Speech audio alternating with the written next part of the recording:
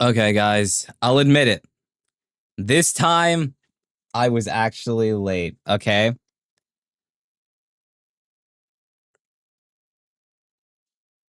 I'm trying to set up.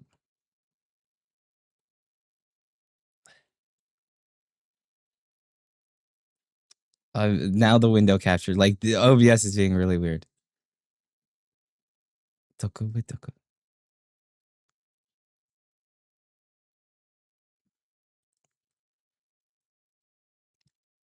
Okay, there we go.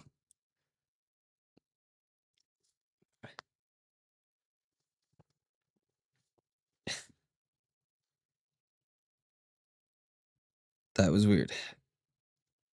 All right, I'm setting late, by the way. Thank you, Silk. It wouldn't be a stream without you telling me. And I'll admit it, this time I was kind of late. I won't lie with you.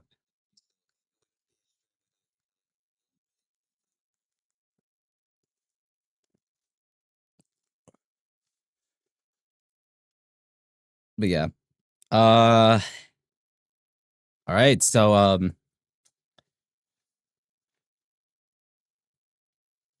oh well. Do better. I'm sorry my OBS crashed, okay?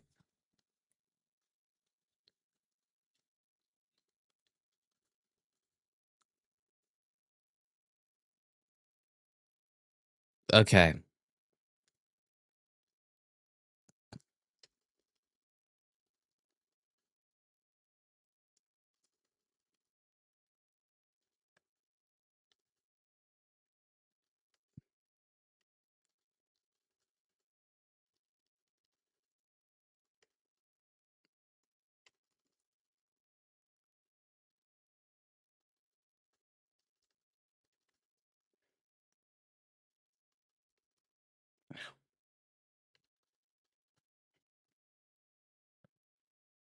Okay.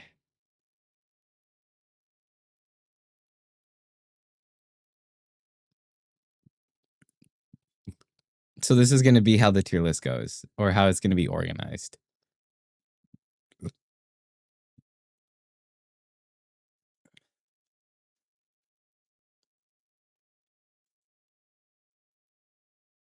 So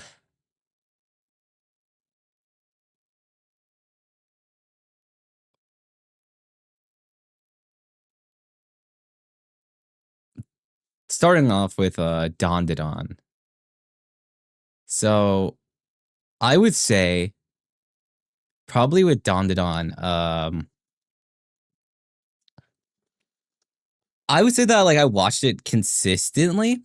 It is definitely one of my favorites from this season, but I don't know if like I don't know.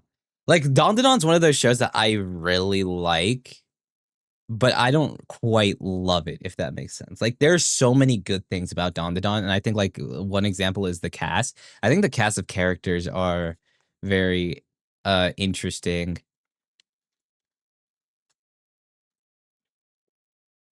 Or not well, interesting. I think they're likable. I haven't like the characters personally for me that I really enjoy are Ira and the grandma, like Turbo Granny. I think with everyone else, like Momo, Okaru, and Gigi and Kinta, they all just kind of feel like they're very likable, but not particularly deep characters, if that makes sense. It's one of those things where it's like it's not bad because it's still enjoyable at the end of the day. It's just one of those things where it's like they're not they're not, even with Ira, even though Ira's my favorite character, I wouldn't say she's like the deepest character out there. She definitely has like layers that I enjoy to her more than the other characters, but she's not like my favorite.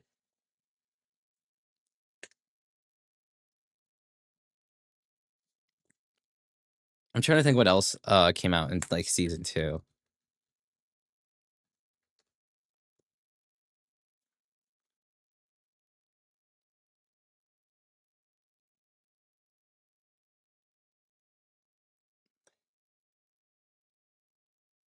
All right, yeah, the second opening of dandadan. My hot take when it comes to the second opening of dandadan is that it's better than the first opening. I don't know how many people actually share that sentiment. Let me actually put that to the test right now.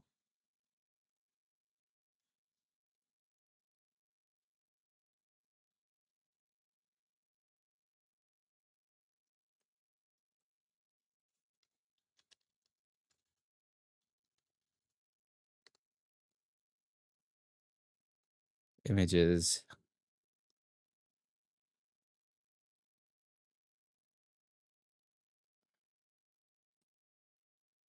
No, that's his web.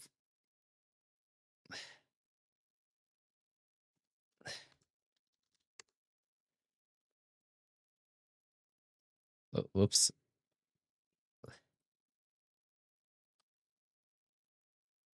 And then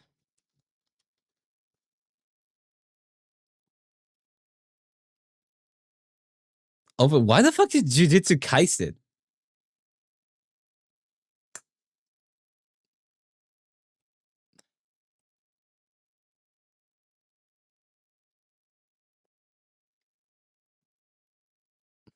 Why is there like no gift whatsoever?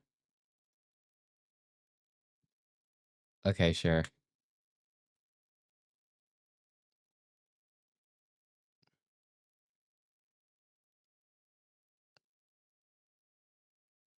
What do you mean?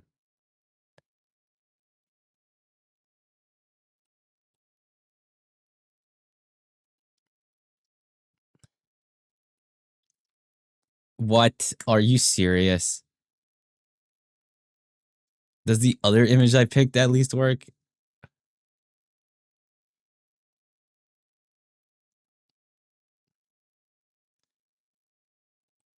Okay.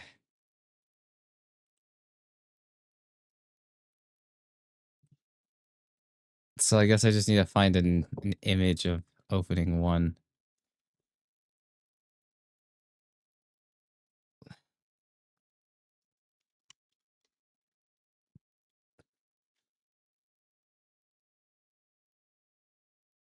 Nope, that one doesn't work. Why is that saving there?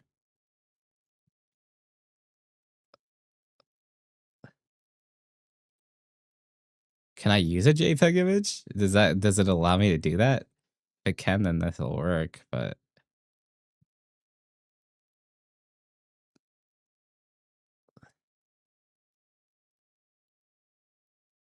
okay, should if I can find Gigi's stupid face, I'll be able to make the poll. And if it allows me to, because like last time it said the file size was too big. Am I dumb, bro? Where is this image? Oh, it's the first one. Okay. Edit preview. GG right there. And then over here. Cause it's just like shut up. I just realized I didn't even set it to a specific thing. Are you serious? I didn't even make it an image poll.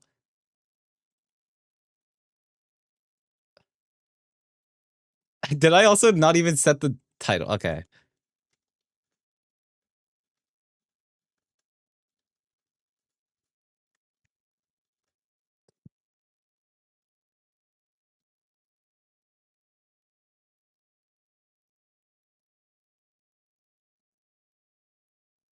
It's not letting me edit. Reposition image. Oh, there we go.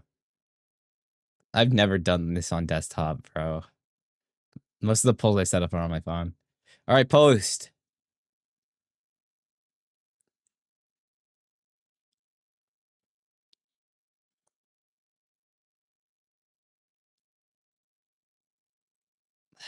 All right, guys, do your thing.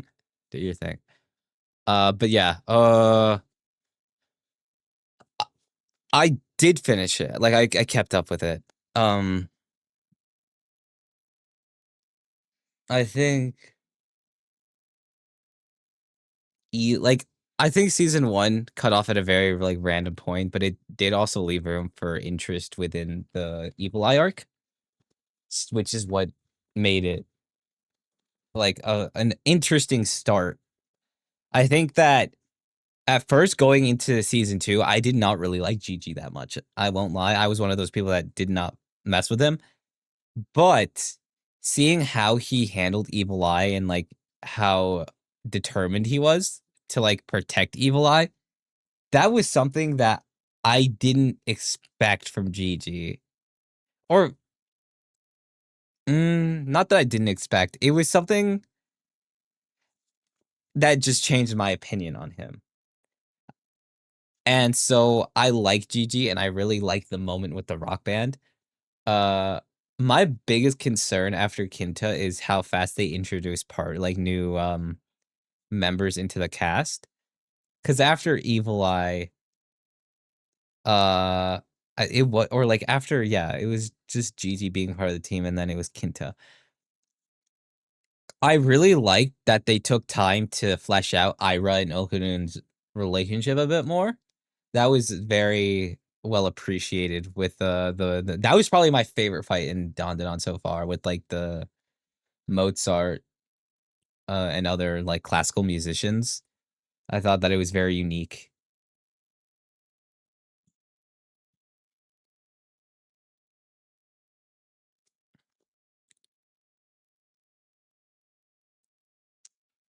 And now Kinta was a character I'd heard about a lot. Like a lot, a lot.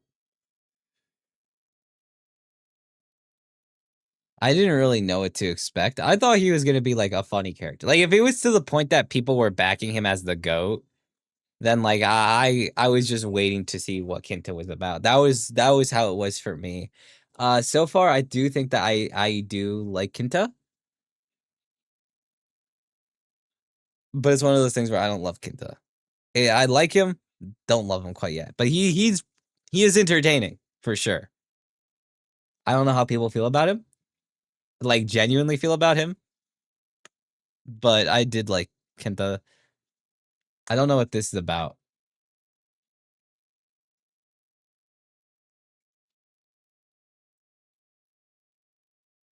I probably should not look at these spoilers, or at least type in anime.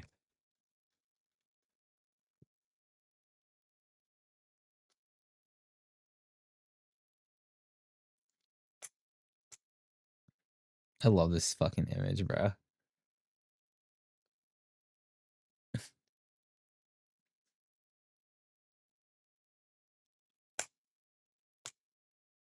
I will say I do think that casting wise, Kenta is like Bryce Papenbrook as Kenta was kind of strange. I think Bryce is like an experienced voice actor, and he still was able to make the role work the best he could. But I just don't know if his voice was like the most well suited for the role of Kinta, if that makes sense. Not bad. It wasn't a bad performance by any means. Like I said, he made it work with what he had, and it ended up just being like an eh. It was more of a casting decision. It felt kind of weird, but yeah, Bryce Papenbrook is pretty good.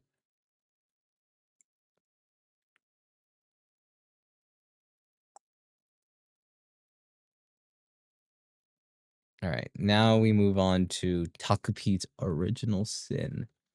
Um, watching this was insane. I think that this could be a like one of the best animes to recommend to people as like if they're looking to see what anime is like about with its darker themes or like more with like some of the approach. I think Takupi's Original Sin is one of those shows that'll like change like subvert their expectations. Because I remember when I saw episode 2 of Takupi, like when I saw the first one, I didn't like I didn't really get like shocked as much by the hanging scene. But the second scene or like the second episode, the final scene of the second episode, that gave me chills. Like actually gave me chills. seeing how Shizuka had just gone into the deep end and like actually excited for the death of was I think her name was Maria or something like that. And then seeing how then it once again like Takapi's original sin constantly changed the way of like the story by introducing new things to it. And since it was so short, it also gave the animators more time to focus on each individual episode and make it as high quality as they possibly could. There were some insane shots. Like, what was it? I think it was like episode 5 or 6 when this kid right here, his older brother was like reassuring him that he could trust his older brother and like how insane that sequence was for no reason whatsoever. That was essentially the standard for Takapi's original sin.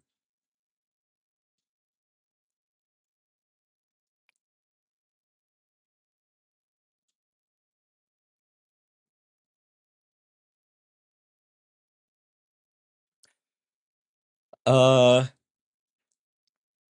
The only thing for me is that I don't know, cause like, when I think of, like, animes, again, that I just really enjoy, it's usually ones that I have, like, some form of an attachment to because of my, like, personality and who I am as a person, and with Takapi's Original Sin, it's like it's something that doesn't connect with me because I've never no. It's one of those things where, like, the theme or, like, the overall atmosphere isn't something I vibe with. It's not what I look for in media. I often look for more hopeful or more, upbeat shows, and I know that for some people, they like more depressing shows, and I completely respect that, but it's just not something I look forward to. So, like, kinda like with Takapi's Original Sin, I can see the appeal, but it's one of those shows that's not exactly my cup of tea. Like, I would see myself rewatching it because it's short enough to the point that I could do that, but it was high quality, and if you loved it and you enjoyed it, I completely respect that because of all the off the walls things they were doing. Like every episode, like when we went to Maria's home and we saw how like the family was, that was traumatic, very traumatic. And when she ended up like killing herself in like an alternate universe or whatever timeline, that was also very daunting. Everything with how it ended was just yeah. I think that it did feel kinda strange. Like, it wasn't a bad ending. It didn't have a bad ending, but it just kinda felt like, "Okay." Like, it wasn't bad. M Maybe there's some, like, deeper meaning to it that went over my head, but yeah.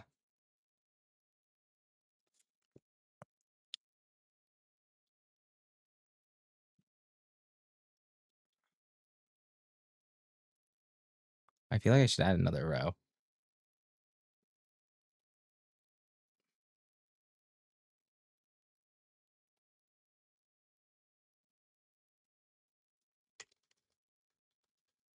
one day.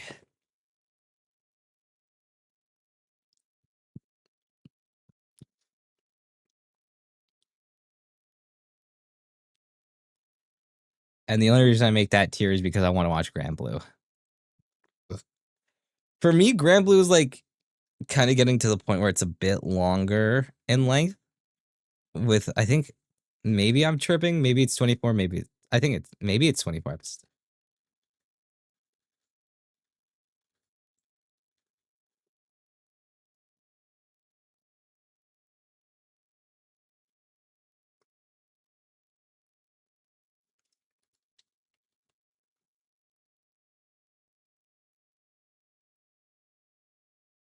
Oh, wait, it started in 2018?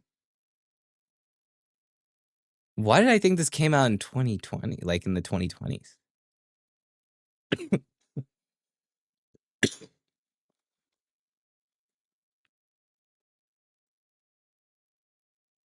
Ah, that's weird.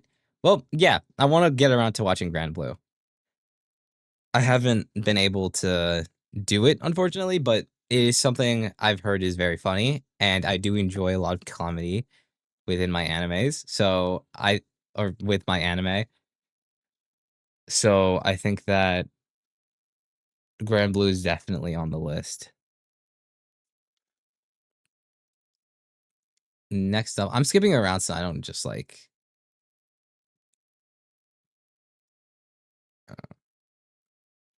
Gachkuta. Um, Gachkuta is one of those shows where it's like the style is so not me, but it's so unique in its art style that I want to continue it. You know, it's like it's interesting enough to the point where I want to get into it because I think that like mainly the character designs and I think the OSTs are interesting enough for someone who doesn't uh necessarily listen to the kind of music. But I don't know. It's like over the main thing I should probably mention with a lot of these animes, because I did not get around to finishing a decent amount of them, is that I I got busy with college starting up, so I just never had like the motivation to continue watching some of these shows. But I do think that with the fall season, because I'll probably maybe get to it if I don't take too long with this, but I think with fall, there's not a lot of interesting things necessarily coming out. Uh, like the top contenders for most popular animes coming out in the season were Spy Family, My Hero, and One Punch Man. The issue with that is that I'm not caught up on One Punch Man or Spy Family because I didn't necessarily care for One Punch Man that much. And for Spy Family, it's like I'm more likely to finish Spy Family, but I didn't even finish the first season. So how am I going to catch up to the third season? Uh, so that's where I'm currently standing with the fall season. My Hero is the most like probably the most popular thing coming out, but I don't think that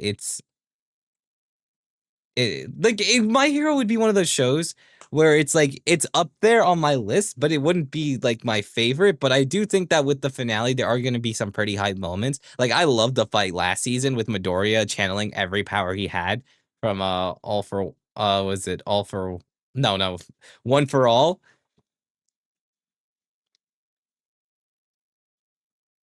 And I do think it's going to be interesting to see the ending they do since I know that it's pretty controversial.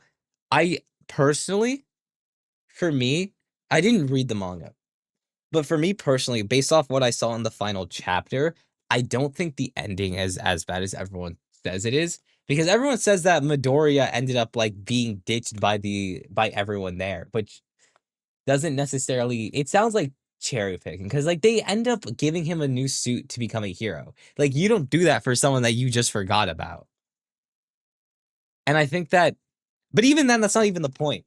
The point of Midoriya's character is that he wanted to be a hero and he wanted to inspire people. And that's exactly what he did.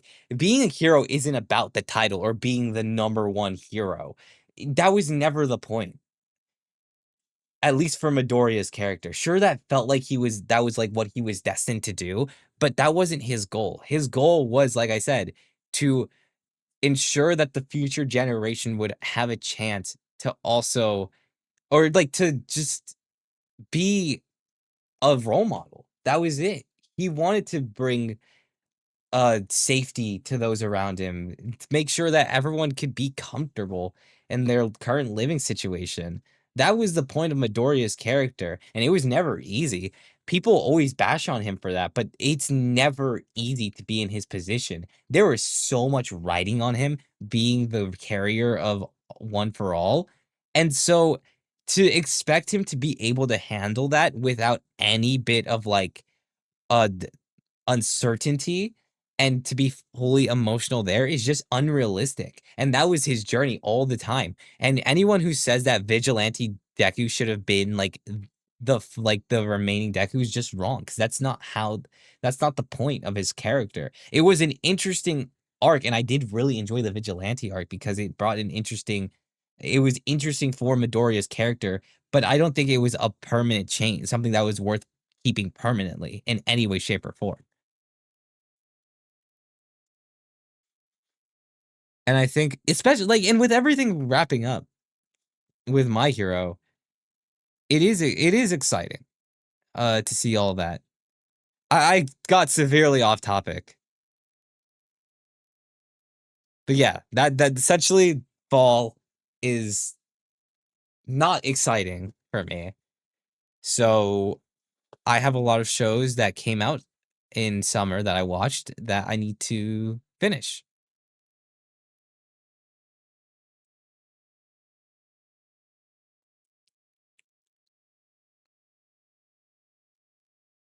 Lord of Mysteries. I'll start it. I only watched the first episode, so I would need to start in fall essentially. But dude, 40-minute episodes. I do know that a lot of effort is being put into it, which is why I want to give it a shot because with donghwas and uh cuz okay, excuse me. I do think that this is gonna be kind of random, but I'm bringing up the director of To Be Hero X, and he mentioned that he wanted to like bridge the gap between all forms of animation, and that was always his intent with with To Be Hero X, because with the form of 3D animation and 2D, as well as being a Chinese anime or a donghua, um, that allowed a whole audience to be engaged with something new. And The Lord of Mysteries is something that I want to watch because of its impact or its attempt to influence the anime industry and how it could do it in a positive way by giving more authors around the world a chance to shine. So I think that because of that, I want to continue watching it. Not just because of the 40-minute episodes or the amazing animation, but the impact it could have on the industry as a whole. Like, Solo Leveling is one of those animes as much as, like, it may be hard to admit for some because they don't like it, but Solo Leveling is an anime that has left its impact on the West, at least, because it introduced them to, what are they called? To manhwas. So, I am definitely going to continue to watch Lord of Mysteries if I can. What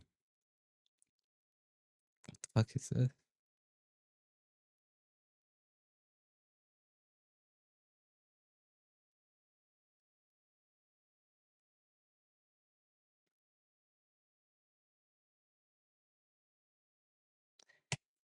Hikaru died, or the summer Hikaru died. I know absolutely nothing about this besides the fact that it is like a mystery anime, I think. I want to watch it because I know there's been a bit of hype around it.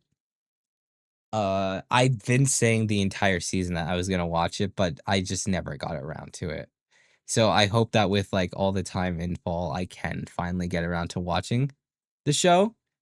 And I hope that eventually, maybe I'll see why it's so like it was so highly regarded.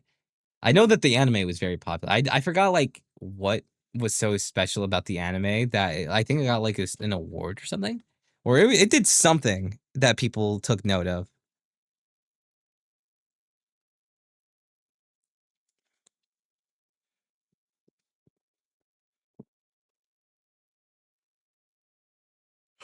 Rascal does not dream. Uh, the Rascal does not dream of series. I have an interesting relationship with this series. It was one of the newer, like one of the first shows I watched. And I grew attached to it because I also loved My Sakurajima. But as time went on, the less interested I became in this show. And so when the second season came out, I didn't really find myself getting too excited, you know? Like, it was nice that we finally got a season after what, 2 like, 7 years? Was it 7 years? When did Rascal Yeah, 2018. So, this was like a big full circle moment for me. I wish I could say that I was more invested. I wish I could say I loved it more, but it was definitely a low priority anime for me. I thought that the college idol arc was not as interesting because, like, the thing is the thing is, a lot of new characters were introduced, and with the way that the show is, it feels a little formulaic, and it's one of those things where it's like a hit or miss. Like, you'll either, like, love an arc because of the meaning behind each, adolescent syndrome event, or you're gonna think it's boring. For me, I didn't find the first arc all that interesting, or was it the second? Whichever one was the idol arc. I didn't find it that interesting. I do remember being somewhat invested in the arc that followed it, but then I ended up just never getting around to it. I do think that I still want to finish it just out of the, like, sheer amount of respect I have for the show. But it's definitely not the highest priority show.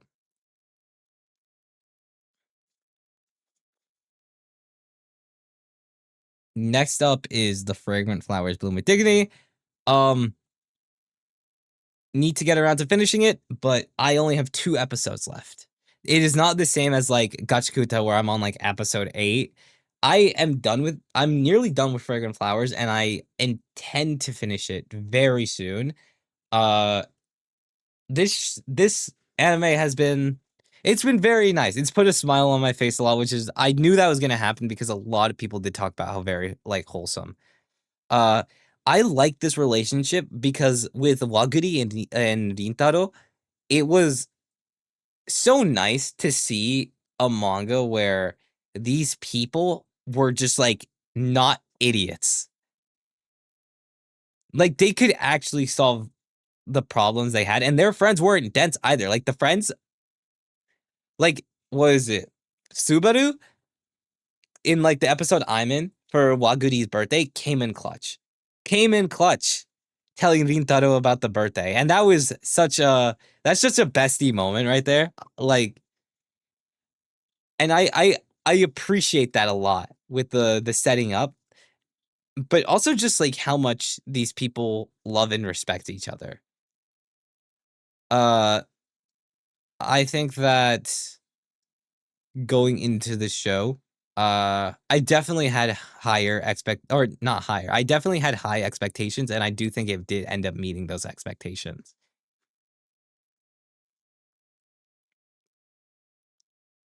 Which is it was very nice because of how much, like, I have been hearing about Fragrant Flowers for the last year, maybe even longer. So again, one of those moments where seeing it here is kind of crazy. I will admit, towards the end of the season, Rintaro's whole thing with the dyed hair kind of made me tear up a little bit. I won't lie with you. It did make me tear up a little bit. I thought that him saying that he didn't deserve to be happy or that he causes trouble as such a young kid and that he didn't deserve friends, that hurt me a lot. Cause I just have a soft spot for when animes do take the time to make connections very important.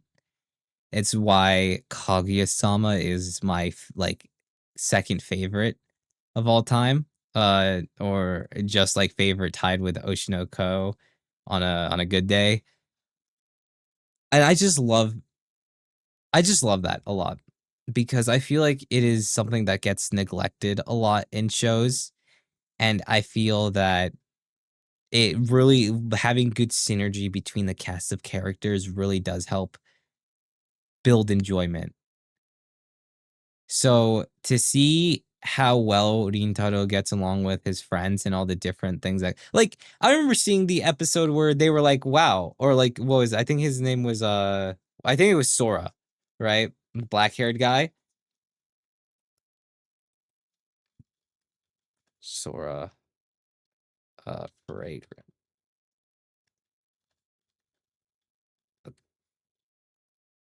Was it? Nope,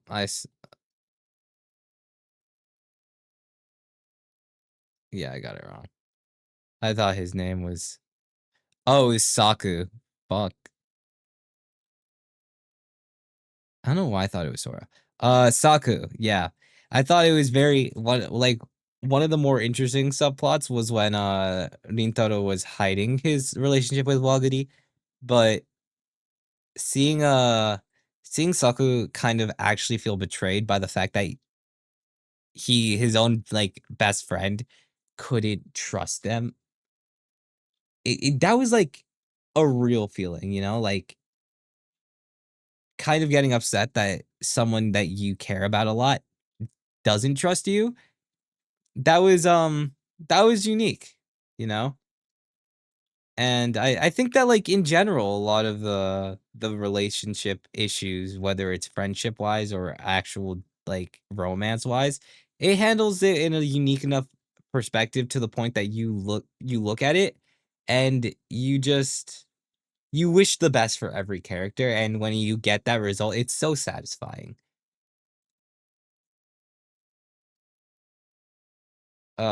And I've enjoyed every episode that I don't think there's been a bad episode or a slog fest of an episode. Uh, I do think song-wise, it's definitely not bad. It's a Tatsuya Kitani song, but it's also, like because of that, I have high expectations from Tatsuya Kitani because he's made bangers, and this one was, like it was nice. It was nice, but I wouldn't say it's, like, close to a favorite of mine. Still pretty decent, though.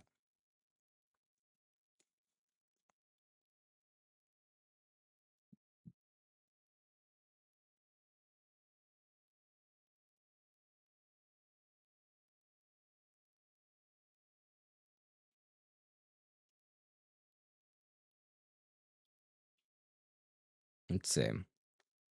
Next up, which one do I wanna talk about next?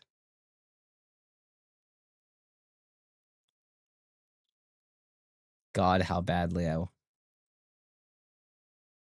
I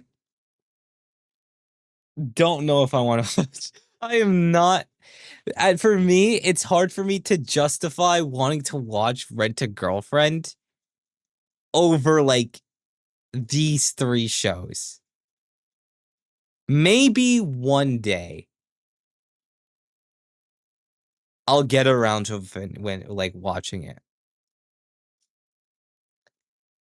but I don't feel invested enough in the characters. The only character I care about is Sumi. And Sumi is not even that relevant of a character. I think Rent a Girlfriend does this thing where it's like, it's interesting, but then, like, in execution, it feels like not great to watch. It it kinda got a little boring. I do think so far season 2 is probably its best season. Season 3 with the movie arc was interesting enough to like I think like it was good build up towards the end of season 3 to justify how long it took to get to that point. But it's just like to me, it does not feel like progress is made between Chizuru and Kazuya. Like even from a respect or friendship standpoint, it doesn't feel like that's been there. Like sure, like Chizuru stands him now. But like 4 seasons just to stand him? And I won't lie, Kazuya's done a lot.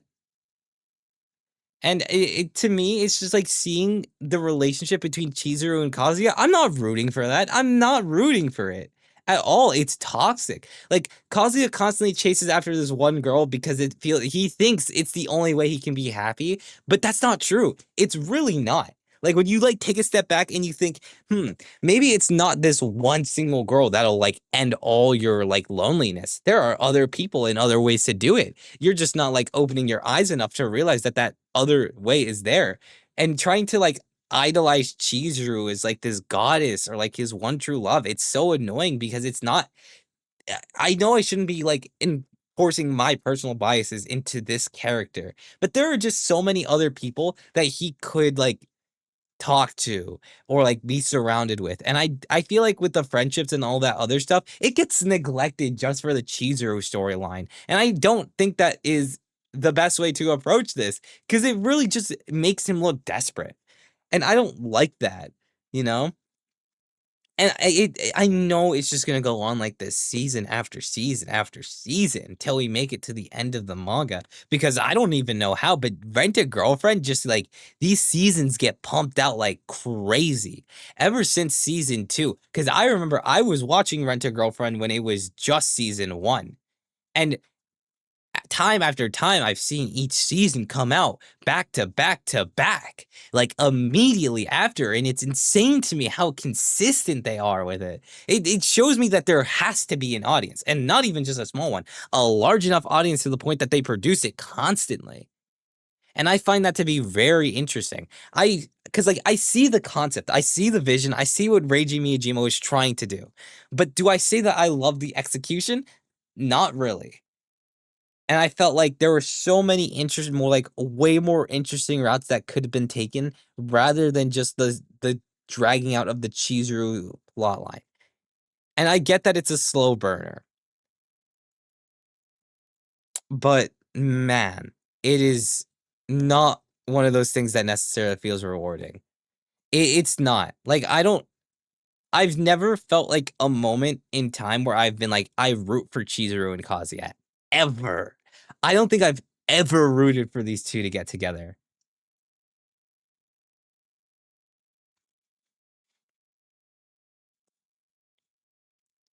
And it's just like, why would I continue watching when I don't even want to see the journey and I don't want to see the goal?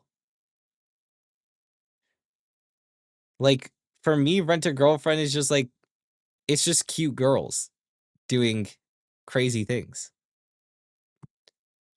For some people that's enough, and for others they also just like enjoy the storyline, and I can respect it because like I said there is like a deeper meaning, and I do think that Kazuya is probably one of the most interesting characters of like romance anime. But I don't think that's enough for me to justify watching it as long as I can. And it's like one of those things where it's like, I don't want to drop it because I've already made it this far, but I don't know if I want to go through that, man. I don't. I don't know. I don't know.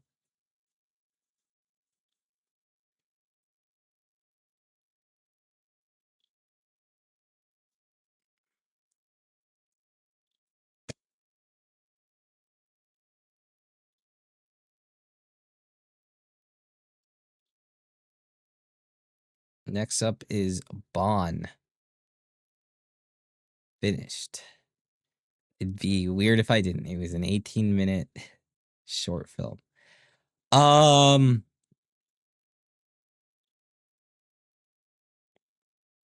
I have to like get my thoughts together for this. I think Bon is a very hello Quanti. I think Bon is a very interesting show. Or like it's not even a show, it's a special short film because I think that seeing essentially this big project finally reach the platform and knowing the hard work that went behind it, because like the thing is you can always say that hard work went behind a certain piece of media, but when you research it or like know the creators or you followed the creators and their efforts on a certain work and seeing it brought to life, that's something special that is only special to you. And I think with Bond, seeing Garnt's vision and what message could be taken away knowing him as a content creator, that's something that makes the watch experience so special. Um, Basically taking your own step in life. And I think that I don't know, it was just like interesting to see the contrast between these two characters and how they were taking a new step in their lives, you know? So I think with that, and I don't know, I just think that like the message for what it is, it's done successfully within those 18 minutes. It has a lot of like everything is done very well. What's the main character's name? I need names. I need to search up these character names. There's only two, so Bon.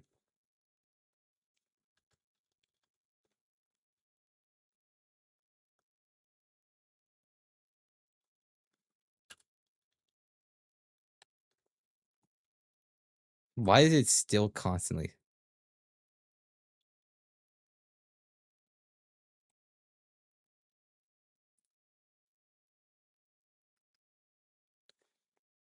Rin and Daichi? Okay.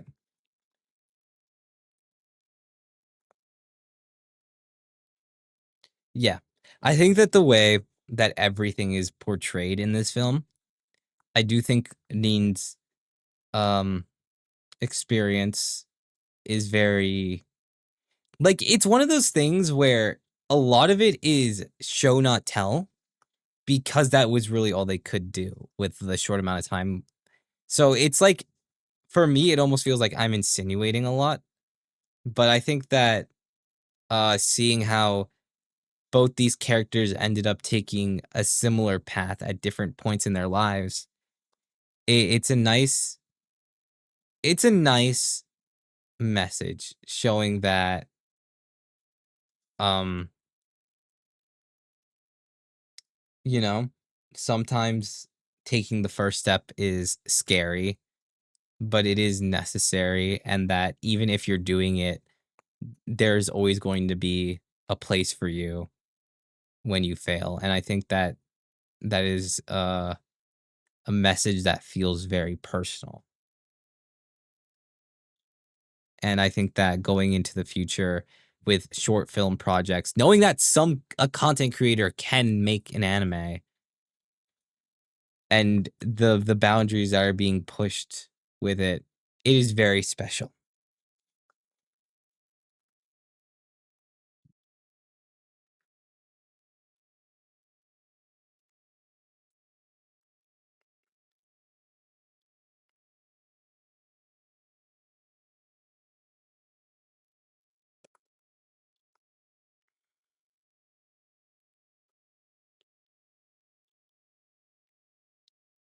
Next, on the drop,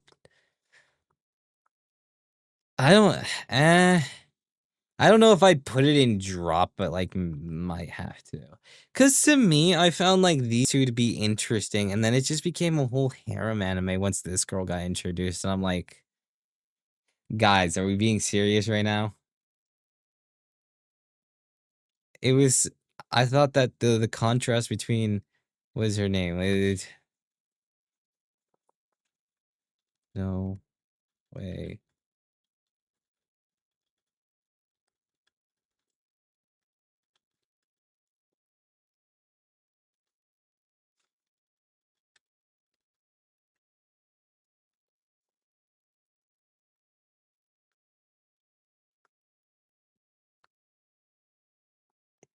Reniko and Mai. Yeah, I would say like Reniko uh and Mai were the most. I thought like their dynamic was interesting. I felt like if the story focused on these two and then maybe another character, then it'd be fine. But then they showed that this girl also had a crush on Reneko. And I just thought, okay, what are we doing here now? Is this just becoming harem slop? I know I should have seen it coming. And sometimes, like, I just wish sometimes that maybe a show won't go the predictable route. But then it just ends up going down the predictable route. And it's kind of a shame. I did enjoy the first couple of episodes. I thought that these two, it was fun because because to me, I think it's very interesting that the romance aspect of it was kind of discussing what those feelings were. Our feelings is being friends with or being very close with someone meaning that you have romantic feelings with them, or is it that you also just value the friendship more that you'd rather not date them? That was what the story originally implied, and what I like if I go back to it, I hope continues to imply, versus someone who has never been in a relationship and thinks that these feelings are just true love. That's what I thought was interesting about the show, and seeing all that kind of just like possibly just gets like pushed to the side in order for like this romance at like anime slot to continue on. I want to continue it. So for now, I'll say start in fall, but I do think it is interesting.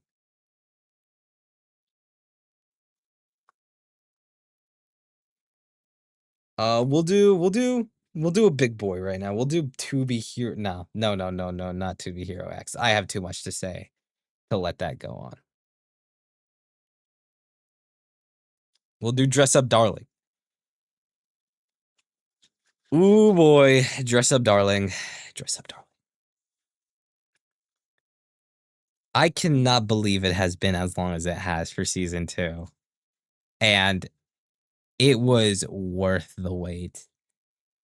This show is truly something special. I think that it does everything season 1 did and builds on it so well. See, a lot of people may push the idea that oh my god, why did I say Rent a Girlfriend? That Dress Up Darling is just gooner, like straight up gooner bait, and that's just not true. The thing that makes Dress Up Darling so interesting is how Marin as a character inspired or like encourages creativity and loves so many different pieces of media so shamelessly too. There are so many hobbies that people are ashamed of having that they don't feel is even worth it. Money doesn't care about these social, what is it?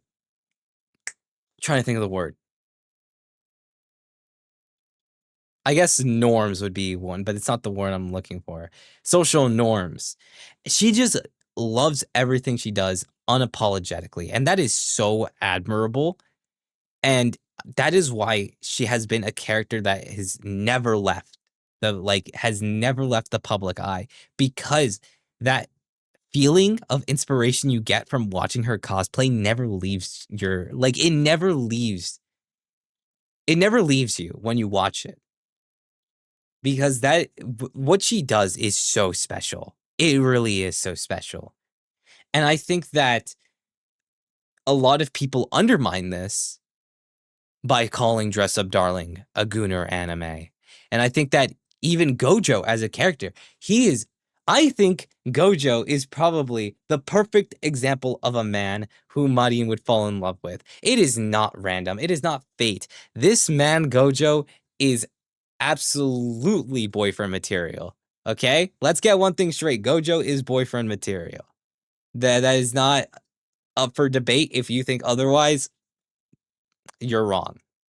This man is the most caring person, and he absolutely lifts Marin up and he encourages her creativity the same way Marin does for Gojo. They have one of the most wholesome relationships, better than Waguri and Rintaro, and that is not an easy thing to say for a lot of relationships, but I truly believe that the chemistry that these two have is amazing. And I cannot wait for the final parts of the manga to be animated. And I think that it is going to be very exciting to see their relationship continue to develop in the future. And I am so glad that I was worried that with how iffy some people were on Dress Up Darling, that maybe my opinion was also going to change when season 2 came out. And it did not at all. It did not at all. Because I watched this show when I was in my freshman year of high school, and now I'm a freshman in college. So seeing how much, or seeing how, being reminded of how special this show is was very exciting. Like when I heard Dress Up Darling season 2 was coming out, I was like, "Ooh, really?"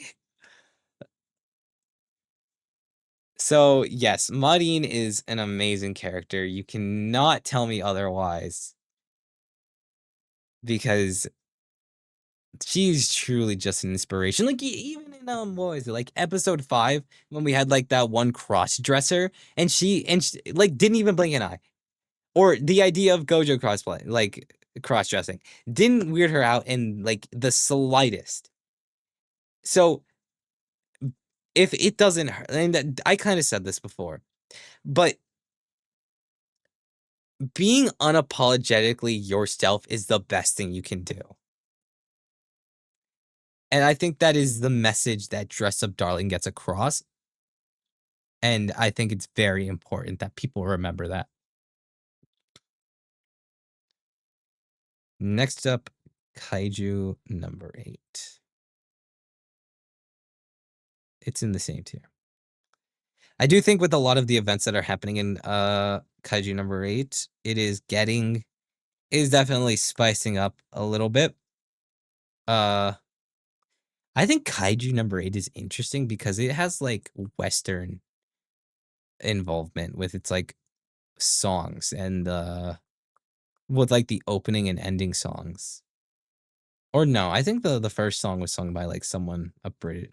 It was somewhere not in the US, I don't think. But I think that that's probably the most interesting about its actual like anime rather than like the story itself. The story itself, um, it's all right. It's not bad. Kafka is like still the highlight for me though. I think Kafka still being like this guardian of some sort to the people around him. I thought that like that was a nice way to end off the season. It's just that I don't necessarily have a connection to these characters, you know? So I have a hard time being engaged with the world. It's still a good show though. All right.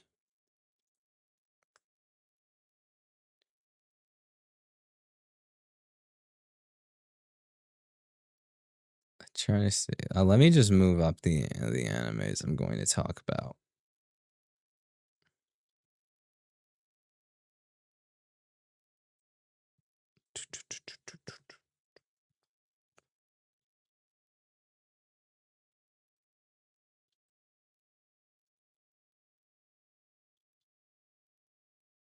Maybe, maybe.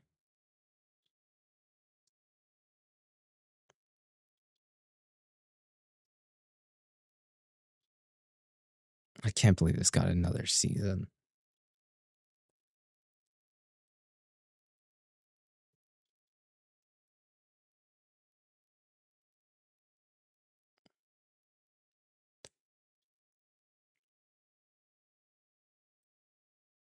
Oh, Infinity Castle. It was here.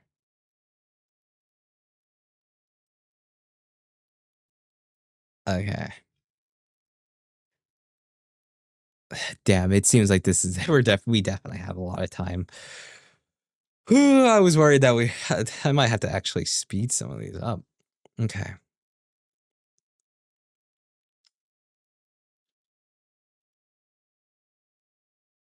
I felt like there was one that should be here.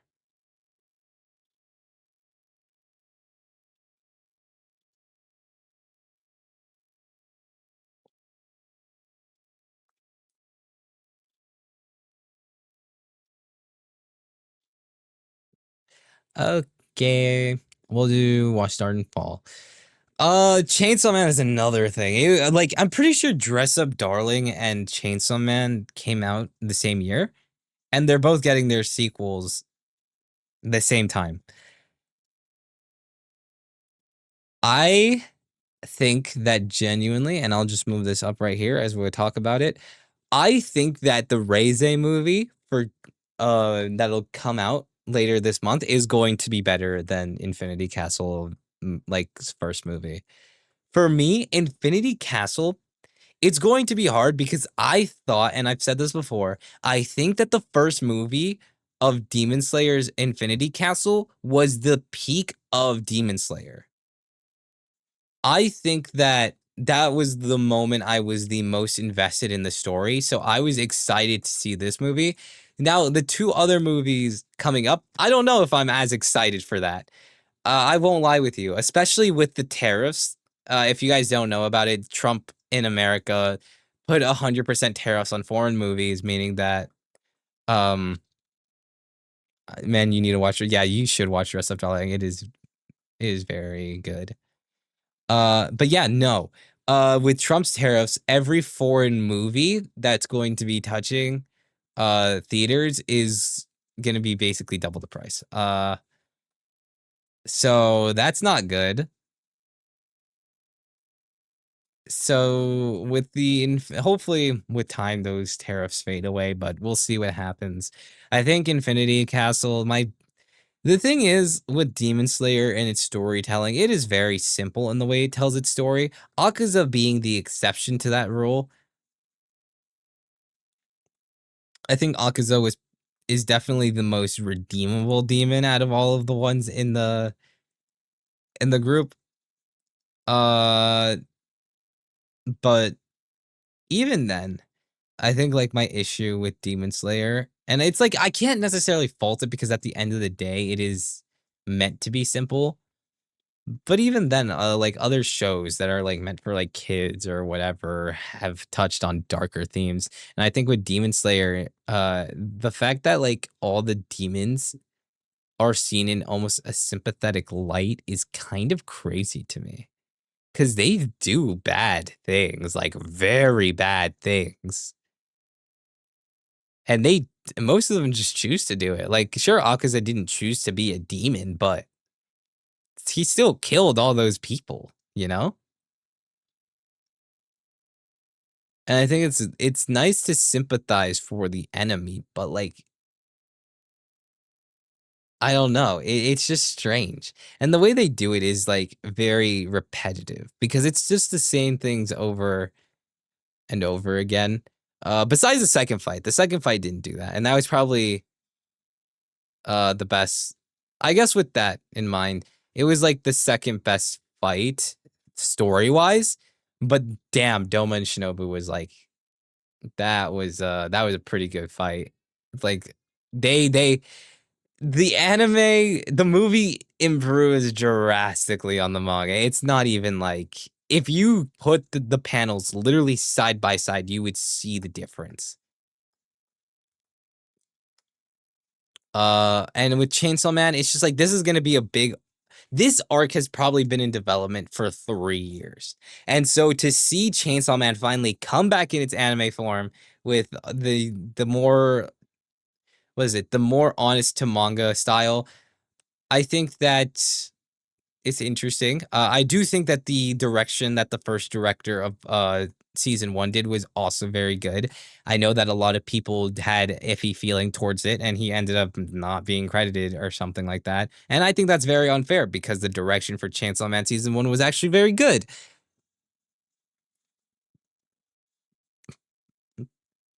But either way, basing on like just based off the trailer, this is like the animation for this movie is already better than like Demon Slayer.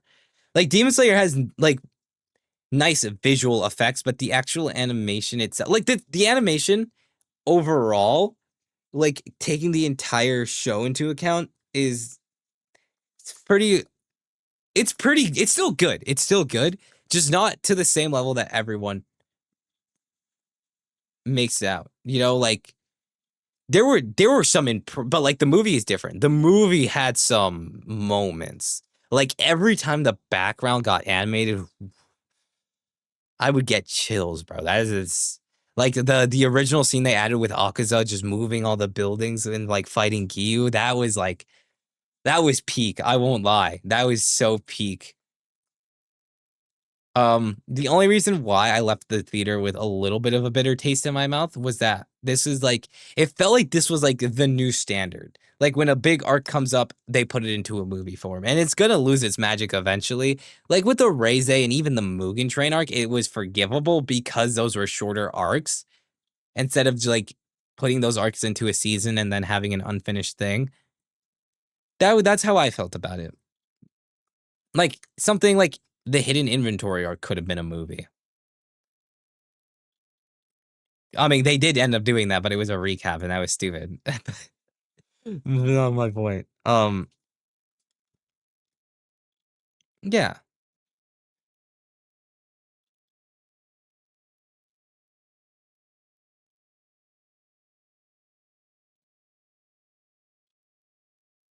Next up is To Be Hero X. I said this before in a short, but To Be Hero X is by far the most unique anime to come out this year. And I mentioned the director earlier too, being that he wanted to bridge the gap between all forms of animation so that it can be enjoyed by every person. And I think like with that goal in mind, what he's done for To Be Hero X is truly a monumental moment for animation. And I was very excited back in 2022 when this anime first got like announced and seeing it here. Like there's so many moments in 2025 where seeing things were just so like there's no other way to put it. Dress Up Darling getting a season 2. Chainsaw Man finally getting its movie animated. Demon Slayer having my favorite parts of the manga get animated. And To Be Hero X finally showing up. And hell, even though I'm not into it, Rascal being here, crazy after all the movies they've had. And same with Fragrant Flowers. Those are all just animes that came out this season. And because this season was stacked. Either way, 2B Hero X, probably one of the highlights of this year. And I thought that, uh, yeah, I thought that the conclusion, I do think like the trust system is very interesting. I do think that you get to vote, like getting to vote is also cool. I want to try the doing my quick rating on the 2B Hero X hero list.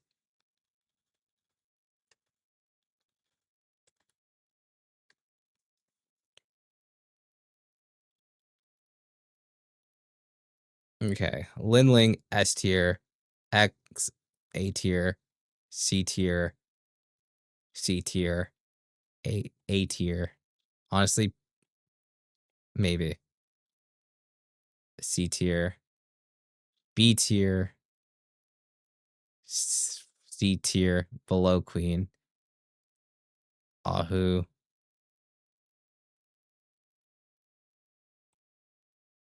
better than Lucky Cyan, Easel, B tier, Nice, S tier, Ghostblade, S tier.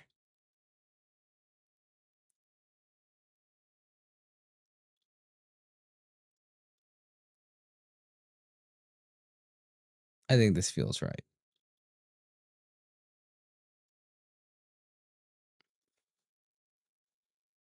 Yeah, no. Easel at B tier, yeah. bro, Esol getting kicked out of the tournament was insane, bro. Insane. She actually got kicked out of the tournament because of the popularity polls.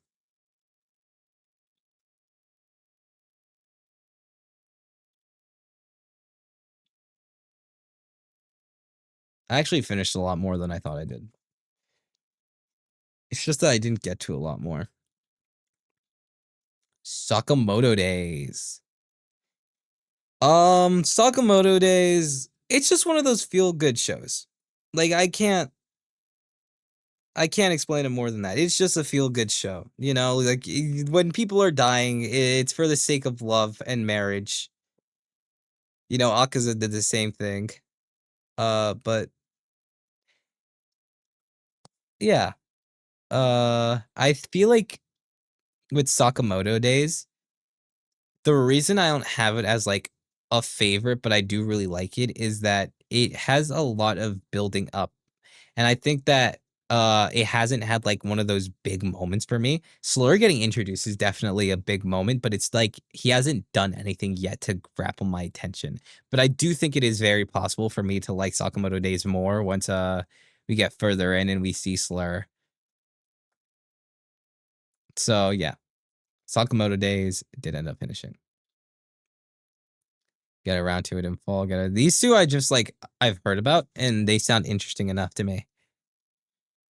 City, the animation dropped. I'm sorry, I did not find it funny. Like, this was the same person that made Nichijou, and I didn't find Nichijou funny.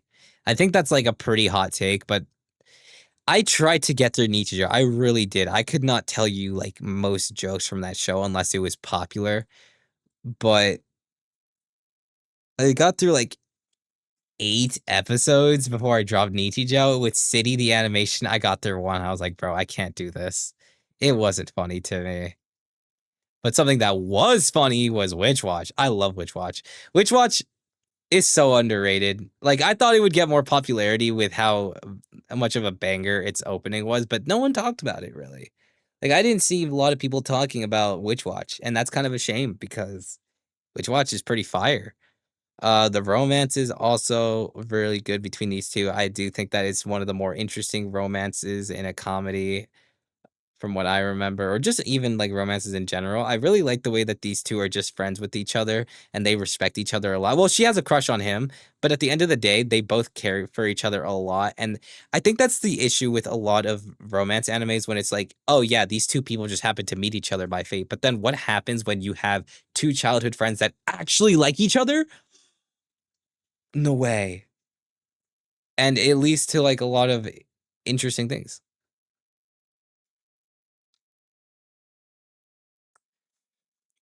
It's like comparing Witch Watch to Psyche K is a huge compliment because Psyche K is a top 5 anime for me. This is maybe I'm just a sucker for like the YouTube channel skits, but there's even more to it. Like the animes and like the making fun of anime tropes. Jotaro showing up for some reason.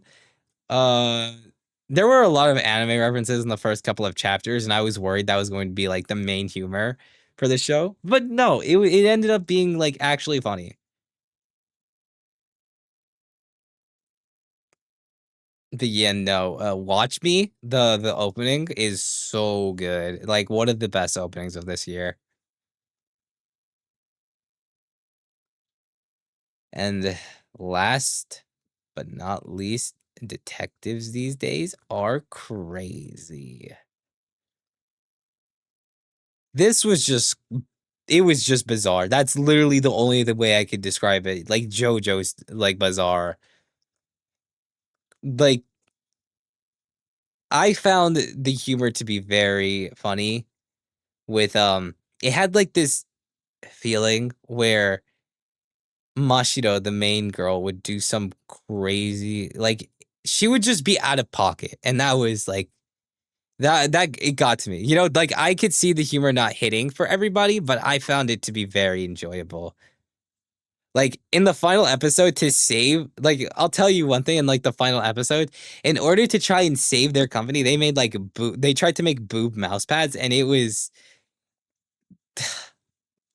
I didn't think I'd ever see the day where an anime talked about like boob pad mouse pads. Actually, there's probably been another anime that's done that. But also like the mention of SpongeBob, like I said in like my short, or like the machine gun that Mashito randomly pulls out of her bra. Like, oh, it's crazy. This show is like crazy.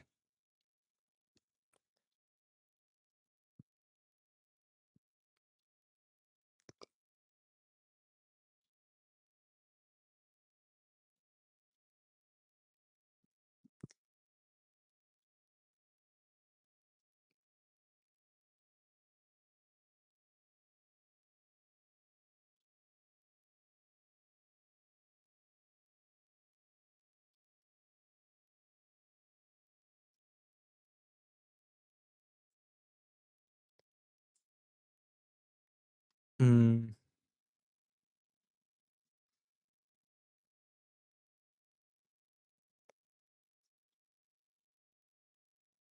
I should rate like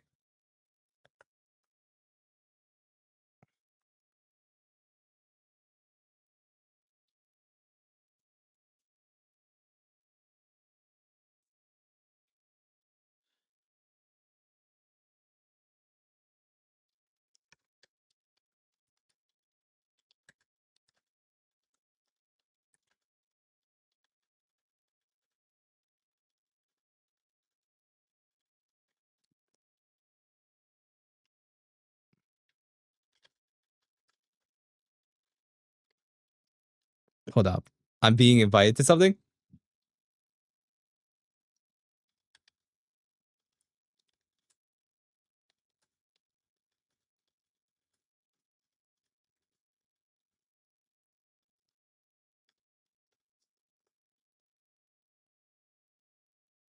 Yeah. I'm not rating isekais. No, no, no, no. We're ending stream. We're ending stream. I want to see if anyone voted on this. I don't. Did anyone vote for this? Yes. Oh well, it's like two. It's like four votes, but like yeah. I forgot to actually label this. Hold up. No, I can't change it. Whoopsie. People agree with me.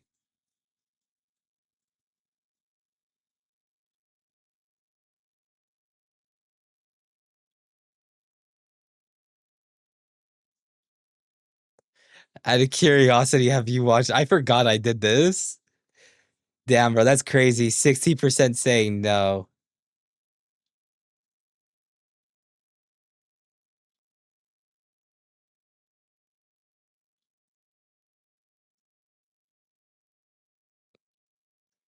Bro, I always loved dandadan opening too.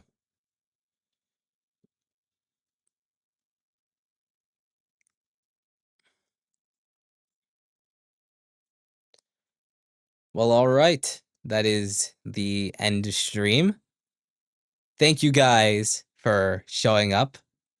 Tomorrow is my my Xenoblade stream, so I hope you guys look forward to that.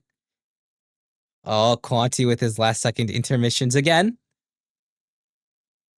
Yes, Quanti.